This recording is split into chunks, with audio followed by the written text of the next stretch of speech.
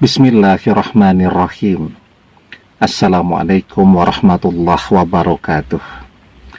Bapak-bapak, ibu-ibu, mas-mas, mbak-mbak, khususnya adik-adikku sekalian yang dirahmati Allah dimanapun Anda berada. Kembali di IIP Channel bersama saya, IIP Wijayanto. Kali ini kita akan membahas tema 3 kunci agar amaliyah menaklukkan mantan kembali segera berhasil. Ya, kan kita itu pengen segala sesuatunya segera terwujud ya. Padahal seiring perjalanan waktu, sesungguhnya tanpa kita sadari, mantan semakin lama berpisah dengan kita. Ya, sehingga sesungguhnya yang segera itu ya sebenarnya sudah lewat ya, sudah berlalu. Sekarang yang harus kita lakukan adalah meneruskan amaliyah-amaliyah yang kita kerjakan ya, dengan harapan mantan akan bisa kita taklukkan kembali atau melepaskan seluruh amalan-amalan yang kita kerjakan dan mencoba mencari seseorang pengganti mantan. Nah, itu 2 pilihannya. Ketika kita memilih untuk mantan, ya, maka tentu ketika mantan ini tidak bisa lagi dihubungi dan sudah lama sekali tidak berkomunikasi lagi dengan kita.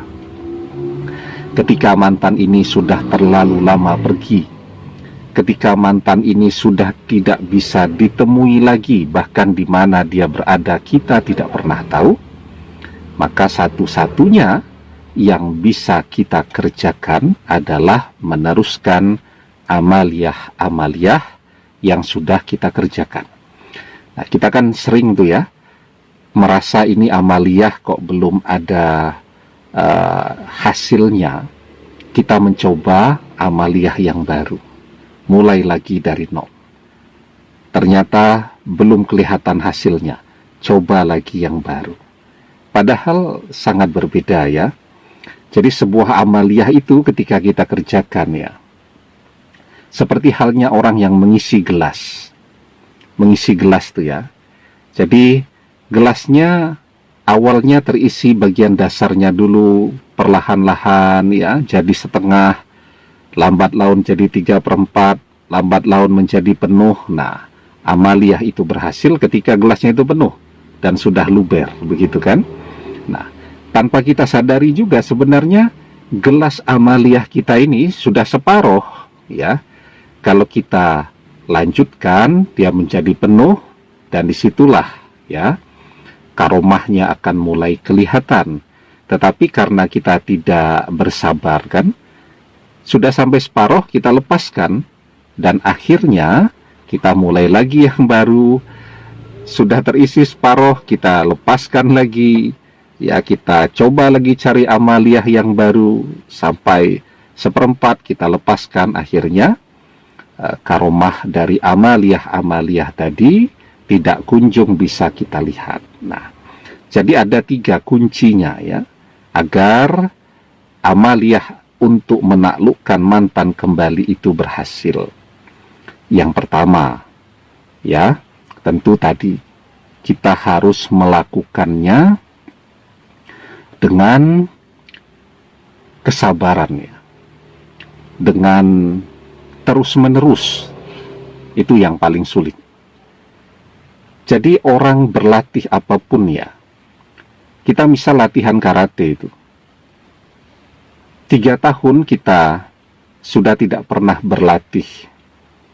Di pikiran kita masih bisa itu melakukan berbagai gerakan-gerakan ya, jurus-jurus karate, misal tendangan berputar tuh, oshirogeri namanya ya.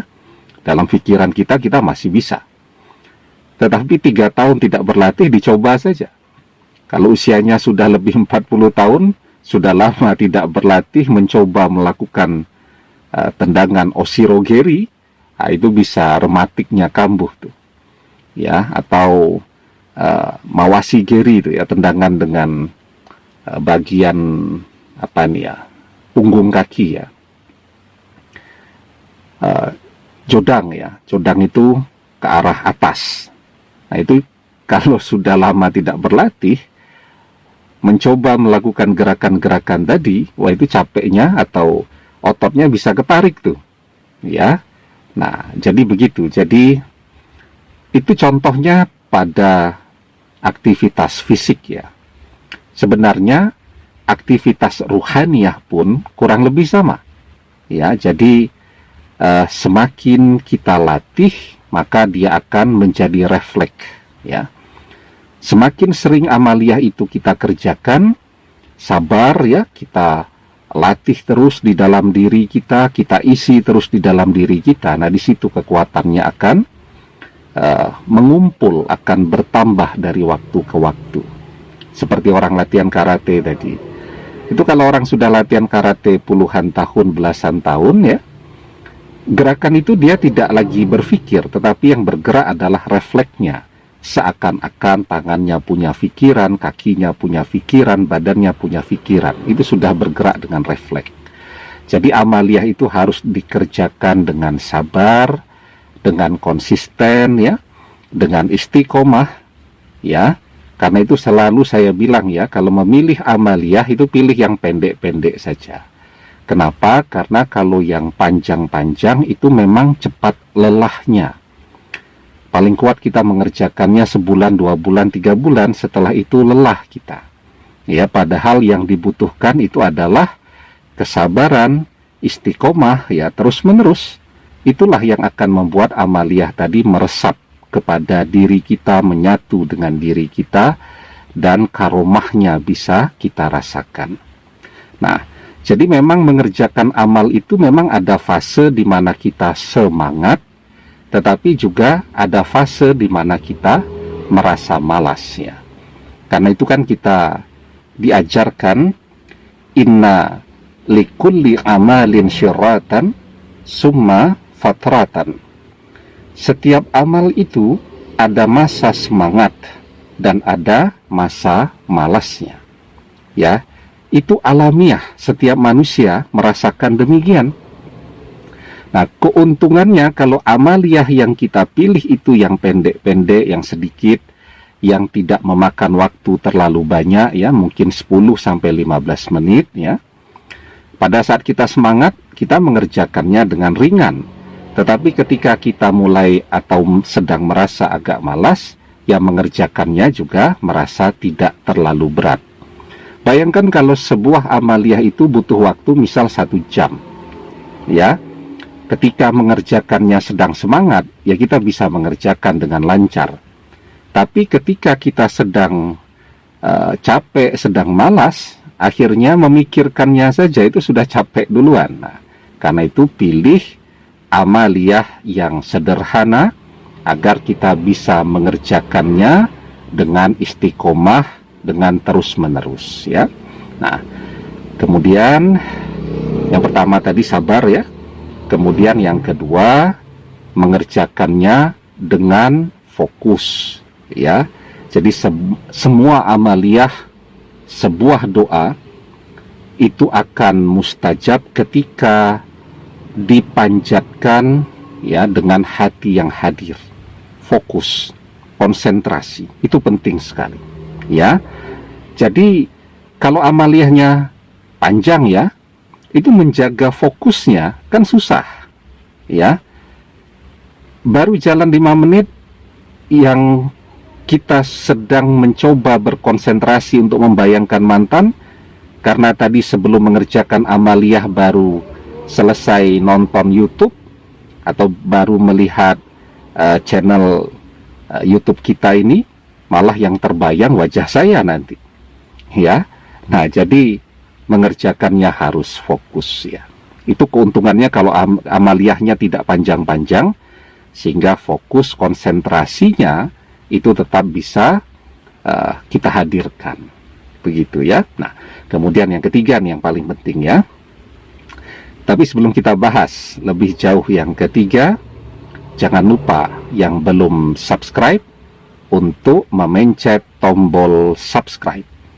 dan menyalakan lonceng notifikasi agar Anda selalu mendapatkan pemberitahuan video-video terbaru dari channel kesayangan kita ini.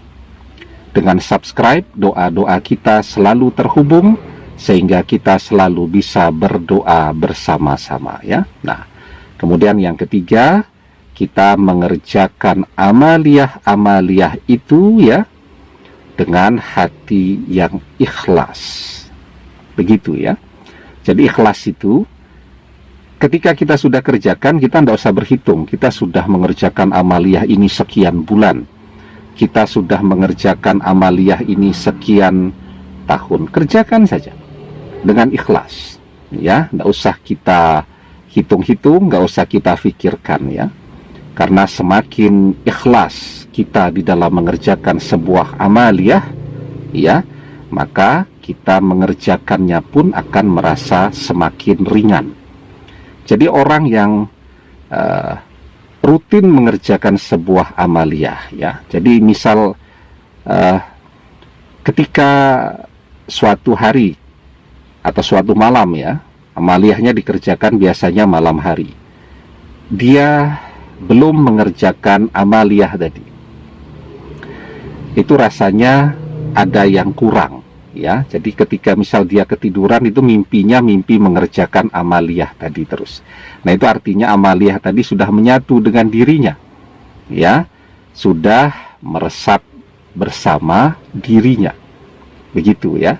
Tetapi ketika misal orang belum mengerjakan amaliyah tadi, dia lupa, dan kemudian dia tidak merasa ada yang kurang pada dirinya, nah itu artinya amaliyahnya belum menyatu dengan dirinya. Karena itu belajar mengerjakannya dengan ikhlas agar kita merasa ringan di dalam mengerjakan amaliyah tadi, dan tambahan amaliyah-amaliyah itu tidak menjadi beban bagi kita, ya.